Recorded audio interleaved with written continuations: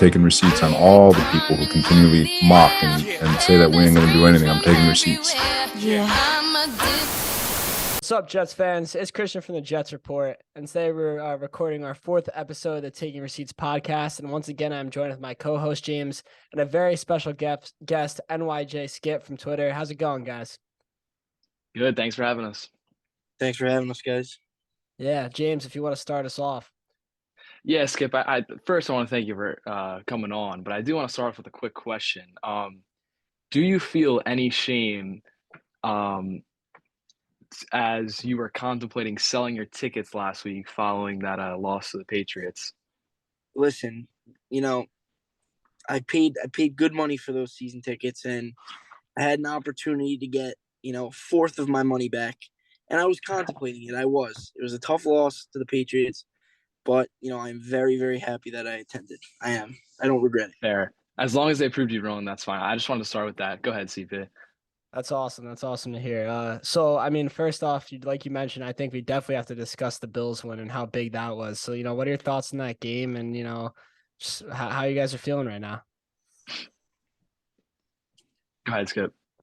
Oh, all right. So, yeah, I was pessimistic. I'm not going to lie. Like Jimmy mentioned earlier, I was thinking about selling the tickets, but, I got there bright and early. And, it was an unbelievable game. We did exactly what we needed to do. The game plan was executed perfectly. And as far as Zach, he did what he was supposed to do and what he's going to need to do for us to continue to have a successful season. He managed the game. He made the big throws, no stupid mistakes. And as usual, the defense is playing next level right now. And to make Josh Allen look the way he did through the air was a testament to Saleh, Ulbrich. I think the game plan was executed perfectly, and I was very surprised, but obviously very, very excited for the future because we beat arguably the best team in football without our two best offensive players in Brees and AVT, and these young guys look to be the real deal, and it's great. Yeah, just to add to that real quick, I think, like Skip said, it's kind of a testament to what Douglas has built too. I think it's pretty impressive that this team was able to, beat arguably the best team in the league with their quarterback having little to no effect on the game. And so, when Zach Wilson only throws for 150 yards and a touchdown, and you're still able to win a game like that, it just shows how good the roster is.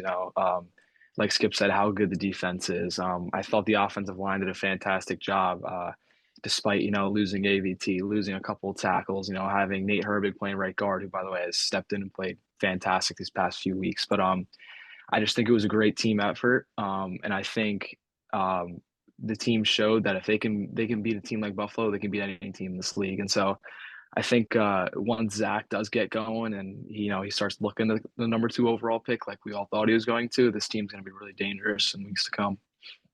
Yeah, absolutely. You touched on it perfectly, James. I was thinking after this game, I have confidence that we could go into any building, play any team on any given Sunday, and we could beat them just because of this defense. I mean, it's such a special unit to watch. They could keep us in any game. They force turnovers. They have timely, big-time plays. I mean, my favorite play from Sunday was definitely the Jermaine Johnson sack out in the open field. That's a spectacular tackle. No one brings down Josh Allen in the open field like that, especially by his ankles. So that was just such a cool play to see. You got guys like Bryce Huff showing that depth on the defensive line with an amazing strip sack late in the game, like as a closer type move. It was just awesome to see, and it was just a big confidence boost and a big morale boost for the Jets fan base, definitely after that Patriots loss. So I'm in a really good place right now, just like every other Jets fan. And my confidence is through the roof in this team. And as long as Zach isn't turning the ball over, I think we could go in, we could beat anyone. I think we're a playoff team, and it's a great feeling to finally feel this way as a Jets fan. Yeah, just to add on to that real quick, I think we saw growth from Mike LaFleur as a play caller just in a week. I think this past month or so we've built an identity as a run-first team, and so I think in that Patriots game we really got away from that, and that's where I think Zach's and the offense struggles came from. And so to see, Michael Carter, James Robinson, even Ty Johnson get in a little bit, that was good to see. And I think that was a big reason as to why the offense was able to move the ball. I mean, on that last drive, they went 80, 90 yards, and I think they threw the ball 2 times, and one of them Zach got sacked. And so I think that's once we got back to our identity, which is the run first, I think that really helped the offense out. And so I was happy to see that from the floor and from the offense. Yeah, And absolutely. no, go ahead, CP. I just want to say, talking about that last drive, Zach showed a lot of growth on that last drive as well. I know handing the ball off is easy and stuff, but once we got in that red zone area, I think it was on second goal when he took that big late hit. I thought it was a late unnecessary hit on him, but he stayed in bounds. He kept the clock running. And on that third and goal, when he rolled out to the right and got sacked, he could have easily thrown that ball away. Might have been a turnover, might have been an incompletion that stopped the clock, but those two plays from him just shows that he realizes like what's at stake, the type of situation in the game, and he's really growing as that the mental side of the game. Yeah, a thing that I want to touch on that we didn't mention is, I don't know how you guys were feeling at the beginning of the game, but you get Braden Mann slips on the kickoff, Sauce gets burned by Diggs for 40 yards, and I'm in the stadium thinking, this is the same old Jets. Bills are going to come into MetLife. They're going to run us out of the building. And then Whitehead with an awesome pick. I know Josh Allen didn't see him. He got lost behind at the end. And we were down 14-3. Allen was running all over us in the first half. And at halftime, they said, make this guy beat us through the air, which he couldn't do. And I've been watching the Jets a long time, and this is the best defense that we've ever had. And it's the best secondary we've ever had. We had Revis and Cromartie, but there's just something about Sauce and DJ Reed and what they're doing this year. Revis is obviously on an island by himself as one of the all-time greats and probably one of the best Jets ever.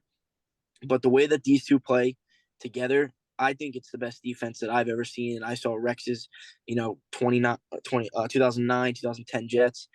And it's just not the same old Jets anymore. For them to bounce back after being down 14-3 and, come out on a slipped kickoff, for them to come back and stick to the game plan and beat the Bills was proof that this team is having a step in the right direction.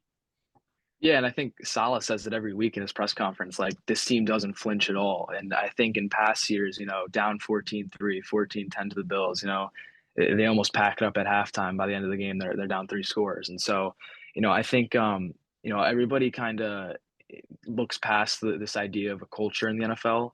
But I think what Saleh and Douglas have brought to this team, it's truly been a culture change. And I think that was on display this past weekend. And like you said about the defense, this is arguably the most complete defense in the NFL. I think you could say maybe there's a hole at one of the safety positions, but I think that Jordan Whitehead and Marcus Joyner have stepped up in big ways these past few weeks. And so that's a testament to Ulbrich, to Saleh, the whole defensive staff. And, it's just really exciting, watching this defense go from one of the worst in the league last year to arguably the best in the league this year. Yeah, absolutely. I mean, like we all said, this defense can take us places. This defense can take us anywhere. It's an awesome unit to have, and it's great for Zach and his development. But moving on, I want to talk about Zach. I feel like we should evaluate him coming off the Patriots loss, going into this Bills game. What are your thoughts on how he played? I know we touched on it a little bit, but we should probably dive a little deeper into that. Yeah, Go ahead, for me, like I said, Zach did exactly what we needed him to do, right? He made a big throwaway on a 3rd and something late in the second quarter. He made the throws that he needed to. Obviously, he was targeting Garrett Wilson a lot. Garrett Wilson's the best weapon. He's going to get looks. The space he creates, I don't know if you guys saw it, but he was facing press coverage 73% of the snaps, and he created separation more than anyone has this year in the game against Buffalo. And he played mistake-free football. The 3 biggest plays for me that Zach made, well, 4 actually, because I think the biggest play of the day was the sack that he took. And I know that sounds crazy, but for him not to throw that ball to Wilson or force it or throw it away and stop the clock, for him just to eat it and take the sack, let Buffalo use their last time out, was game-changing and one of his biggest plays of the day. My favorite play he made was the 3rd and 9 scramble. It's something that I begged him to do last week against the Patriots. He had a 4th and 5 play last week where he threw up a prayer, tried to be a hero. And this week he took what the defense gave him got the first down. And then he had a 3rd and 3 scramble in the red zone that set up the James Robinson screen pass. Once again, used his legs like we know he could. Got the first down, didn't force anything. And then obviously the throw to Mims, to seal the game essentially and have Buffalo use their 3 timeouts. That was an absolute strike, and I want to apologize to Denzel Mims. I wrote him off, and I know Jimmy's always been on the Mims train.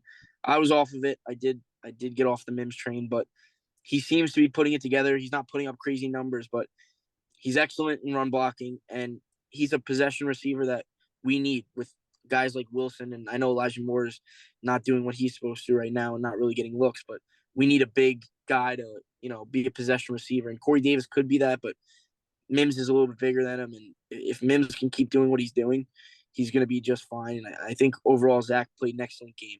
If Zach throws for 300 yards, 350 yards, we're going to lose because we're down and we don't need to throw the ball 40 times.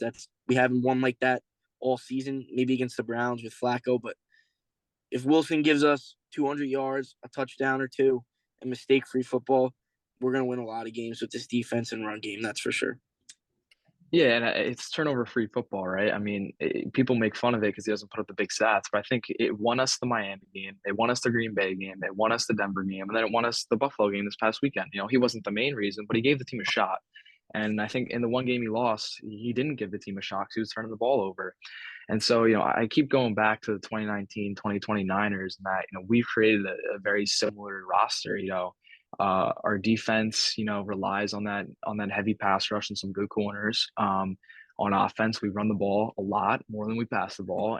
But I think the biggest difference is that Zach is much more talented than Jimmy Garoppolo is. And so when we need our quarterback to make plays, he's going to make plays. We saw it in the Pittsburgh game. He can do it. And so, this past weekend, it wasn't anything flashy. He was taking what the defense was giving him. I think he really only took one deep shot, and it was to Mims on the first play of the game. It was actually a pretty good throw. Mims made a pretty good effort on it, but fell incomplete. But, like Skip said, he was targeting Garrett Wilson all game, and rightfully so. I mean, the guy just gets open. And again, I think Mike LaFleur did a really good job of making life easy for him this past weekend. And I think that they made a point, all of last week to kind of get in his head and be like, listen, like, you can't be turning the ball over. You can't be hurting the team like that. And so, he wasn't running around much, on that one throwaway. He did bounce back a little bit, but he didn't try to scramble and throw up a prayer. He lived for another down, and that wound up being the 3rd and 9 conversion. And so I thought he did a nice job. I don't have anything to complain about. Yeah, it would be nice for him to throw for 250 yards and 2 touchdowns, but if we win, I could care less. As long as he gives this team a shot to win, they're good enough to do it. And so I was overall happy with his performance. Yeah, absolutely. I completely agree with you what you guys are saying. Zach's game managing, he's managing us to wins. And I really believe he has 4 to 5 plays every game where he shows why he was the number 2 overall pick. Those 4 to 5 game-changing plays. And some of them aren't flashy at all. Like Skip said, taking the sack on 3rd and goal and making the Bills use their 3rd timeout. Those plays are game-changing plays, and Zach is finally growing. He's showing this growth and development, this improvement that he knows what to do in those situations, and he doesn't seem to be overwhelmed, at least with this last week's performance. So, it's awesome to see that he's finally growing into the quarterback that we hope he could be. And at the end of the day, wins are all that matters in this league. And if Zach's contributing to wins and having a positive impact on this team rather than negatively impacting us like in the Patriots game, I'm all for that, and I'm happy for what he's doing. But moving on, this Bills win was great, but some news came down this week. Just want to touch on a little bit. Sheldon Rankins will be missing about 4 to 6 weeks with a dislocated elbow, I believe it was. I don't know how you guys feel about it. I feel like Rankins has been playing great all year, just like a bunch of the other guys in the D line. But also, this injury opens up other opportunities for different players. Guys like Michael Clemens comes to mind. He's probably going to get his snap count increased in this rotation. And, we have Quinnen Williams in the middle as well. So it definitely sucks to lose a guy like Rankins, and he will be back hopefully soon. And he definitely will play again this year. But I don't know what your thoughts on the injury and how you guys feel about it. Go ahead, Jimmy. I feel like it's kind of getting swept under the rug, and not rightfully so. I think he's done a really good job this year. I don't know if you guys pay attention to all the pass rush win rates, but he's up there for defensive tackles, pretty close to Quinnen Williams actually. And so And speaking of Quentin Williams, I think that his production has been a product of guys on other guys in the defensive line, getting pressure, guys like Carl Lawson, guys like Sheldon Rankins, guys like JFM. And so I think this is actually like a pretty big loss for us when it comes to the D line. But, I have trust in Saleh and the staff, to have guys like Nathan Shepard and, maybe Jonathan Marshall gets promoted from the practice squad. We already got Solomon Thomas on the squad. So, hopefully, those guys step in, do a nice job. Hopefully we're only missing Rankins for, 4 weeks or whatever it is. But, I think this is definitely a pretty significant loss. But, as Saleh says, this team doesn't flinch. And so we'll see how they fill in. Yeah, and you guys got to remember, this is a deep defensive line. You have JFM who could play the outside. He could play the inside. Bryce Huff, his snaps are going to increase if JFM moves inside for a little bit with the Rankins injury. I mean, Shepard's done a decent job. Quentin obviously clogs the middle. Rankins is a big loss, but I'm not necessarily too worried about the defensive line lacking production these next couple weeks without Rankins. And obviously the bye week helps to get the injury right. But, I mean, you see guys like Bryce Huff who don't play a ton, and he's making an impact every time he's in there. And Rankins is a loss. It's a big loss, but that's why we have the depth we have, and Saleh touched on it. They're dressing 10 defensive linemen. No team does that, right? No team's sending a fifth of their roster on D linemen every game day, but it's something that we do, and it's been working. So I'm not too worried with the lack of Rankins in the middle. I think guys are going to step up, and we won't miss the beat too much.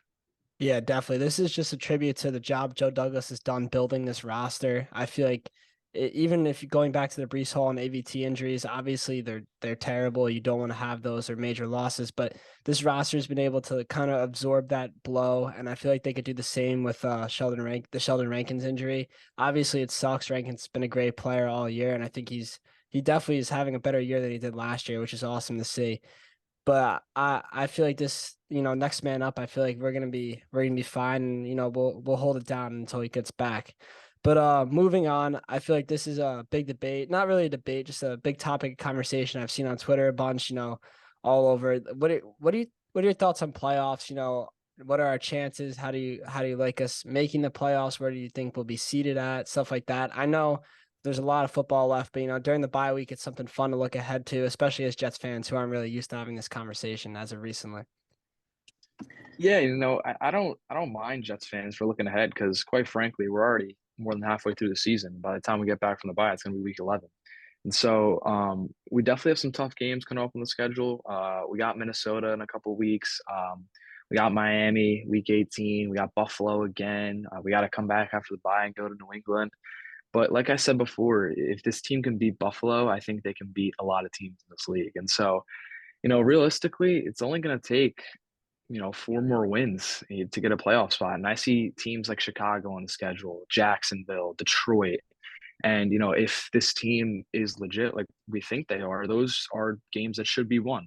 And, I know, Skip, we joke about Justin Fields a lot, but, he's been playing well. And I think he poses a threat to our defense. And so that's not necessarily going to be a gimme game, but it's one we should win. And so I think we're really going to see how deep this roster is, how far they're willing to go, how good this coaching staff is, and all the early returns are good. But, I think these players are going to have to start executing. We're going to have to win 4 more games if we want to get to that spot. But, it's completely realistic to this point. And I think that, going from the team that we were 2 years ago, last year, into this, it's been pretty impressive, not just for Joe Douglas, but Saleh and his staff. And I think they deserve a lot of credit for that. I'll say this. When I saw the schedule come out at the beginning of the season, obviously we didn't know that, we were going to beat the Packers and the Broncos. And, I probably had us at 4-5 at the bye week. And I said, if we can go 4-5 at the bye week, this team can make the playoffs. Like Jimmy said, there are winnable games at the back half of the schedule. The Jags is winnable, Bears, Lions. Seahawks is a tough game, but we've done a good job so far, and I know it's difficult to say as Jets fans, but this is a playoff team, quite simply put. They have a top 5 defense in football. The offense is catching its stride. I know people didn't believe that they were a playoff team, but it's time we have to start moving the goalposts. Now, if we don't make the playoffs, it's a disappointing season. You put yourself at 6-3 at the bye week with the arguably the harder part of your schedule, or so we thought, the harder part of your schedule at the beginning of the season behind you. Now it's time to step up, do what you have to do. And guys, Josh Allen is not fully healthy right now. I know it's crazy. Obviously, I will take anything. I will take a wild card spot. And I think we, at the end of the season, end up in the 5th or 6th spot as a wild card team. But if this guy's out for 2 to 4 weeks, 4 to 6 weeks, suddenly we're a half game back. We have 2 wins already in the division. This division, it's going to be a battle. Who knows what Week 18 in Miami is going to bring? We might be heading down to South Beach, the 3 of us, to watch us clinch the AFC East. Who knows what could happen? But as it stands right now, this team has to make the playoffs. They're a playoff roster. As long as Zach Wilson keeps playing mistake-free football, they'll make the playoffs. Yeah, I just want to add too. I mean, real quick, like I said, the Chicago game, the Jacksonville game, and the Detroit game all should be wins. I'm not saying they're going to be because you never know in this league, but they should be wins. That puts you at 9. All you need is one more win out of all of those other games, and I think this team has proved that they can pull out one win out of those. And like Skip said, Buffalo's not invincible. Minnesota's playing really good football right now, but I don't think they're invincible. Miami, we I don't care who's playing quarterback, we beat them by 23, and I can already sense that Week 18 game is going to be like a win and you're in kind of thing, which I'm already getting hype about. But like Skip said, it's going to be a disappointment if we don't make the playoffs because this was supposed to be the hard stretch of the schedule, and here we are at 6-3 at the bye week. So, I think this team needs to do everything they can to make the playoffs. Yeah, absolutely. 100% agree with you guys. This team is capable of making the playoffs, and it is a disappointment if we don't make the playoffs. Obviously, like you said, going this year, the expectations I had us honestly about 7-10, and that just completely gets blown out of the water. And now my expectations have completely changed because of the potential this team's shown. And it is a great feeling as a Jets fan to not have to look at the draft prospects at this point in the year and look at the draft board and see where we stand. But this is a changing culture, and this is part of the changing culture. We got to look ahead to the playoffs and see what we got lining up. And I definitely agree. We should win the Jaguars game. We should win the Lions game. We should win the Bears game. And honestly, I think after this bye, playing the Patriots and the Bears back to back, there's a good chance we're 8-3 if we get the job done. I like us in both of those games. So that's a great situation to be in, and I'm really excited for the future. And I do predict us more as like a 5 to 6 seed wild card type of team rather than winning the division. And I feel like next year we should start contending for the division, but that's just my opinion on it. Yeah, and let me just say too, I don't want to look too far ahead, but at the end of the day, if we find ourselves playing mid-January football, I think anything can happen in the playoffs. And once you get there, you prove that you're up there with all the other teams, and you can beat any team. So I'm not trying to get too ahead of myself here, but I'm just saying that anything can happen. Yeah, definitely. I mean, I know it doesn't matter right now, but the playoff bracket set up where we would be going into Tennessee to play the Titans right now, and I like us in that game. I think if we're going to play a team like Tennessee in the playoffs on the road, we're a team that's great on the road this year. We're undefeated on the road this year, I'm pretty sure. So, Yep. I trust us in games like that. I feel like our defense can go in and play anywhere. And I trust his coaching staff to help Zach navigate the playoffs and help manage games. And I know it's so far away to be talking about this, but this is this type of stuff that goes through our minds on the bye week. So, it's just cool to think about. No doubt. But this New England game, man, this is a big one. I mean, 6-4, 7-3. This is a big game, especially we need revenge on them too. Lost 13 straight, lost that crappy game last week. So this is a big one coming up in many ways. Not to mention, when you look at the AFC, no team is 8-0, 9-0, 8-1 right now.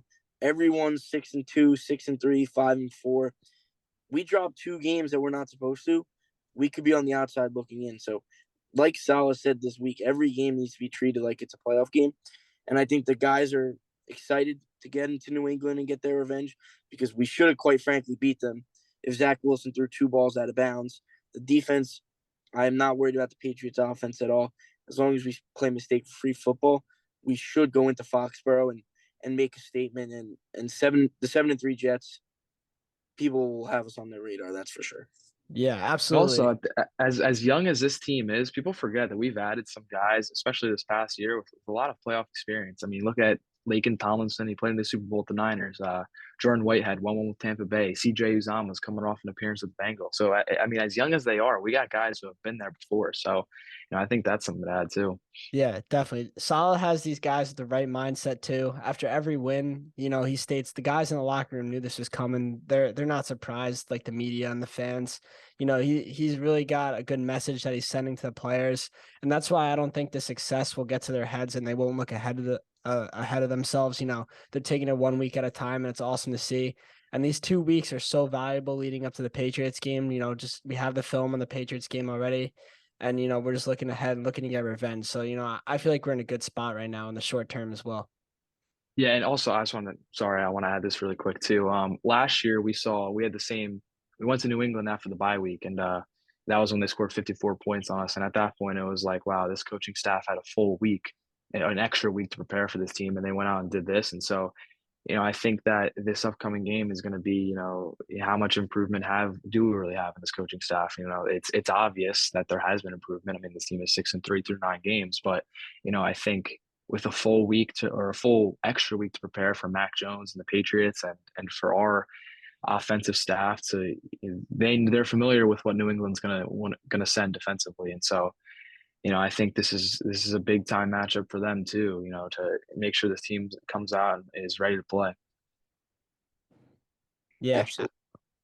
absolutely. Do you guys have any other closing thoughts before we wrap this up? That's all I got. Thank you guys for having me on. I appreciate it, and I look forward to hopefully doing this again. Yeah, definitely. Skip, thanks for coming on, man. Thanks for joining us, man. And as always, go Jets.